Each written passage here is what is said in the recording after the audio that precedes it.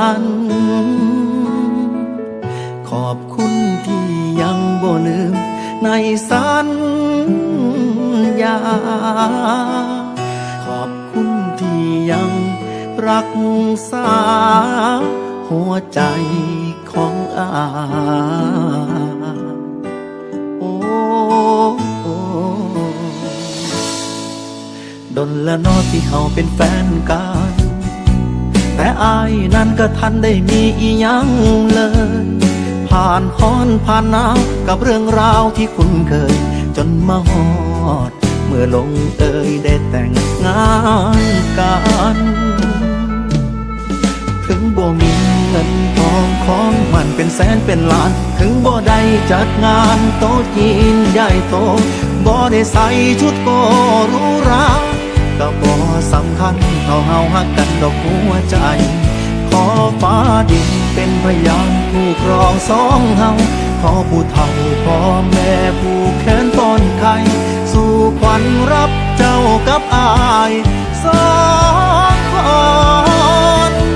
งานแต่งคนจนก็มีแต่หอยยิ้มปนน้ำตา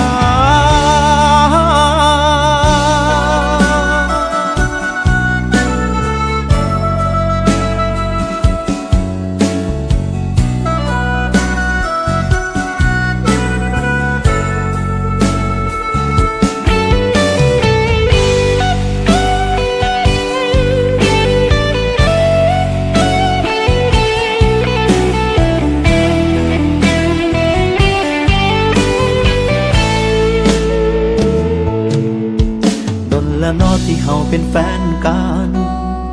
แต่อายนั้นก็ทันได้มีอีหยังเลยผ่านฮ้อนผ่านหนาวกับเรื่องราวที่คุ้นเคยจนมาฮอดเมื่อลงเอยได้แต่งงานกันถึงบ่มีเงินทองของมันเป็นแสนเป็นล้านถึงบ่ได้จัดงานโต๊ะจีนใหญ่โตบ่ได้ใส่ชุดโก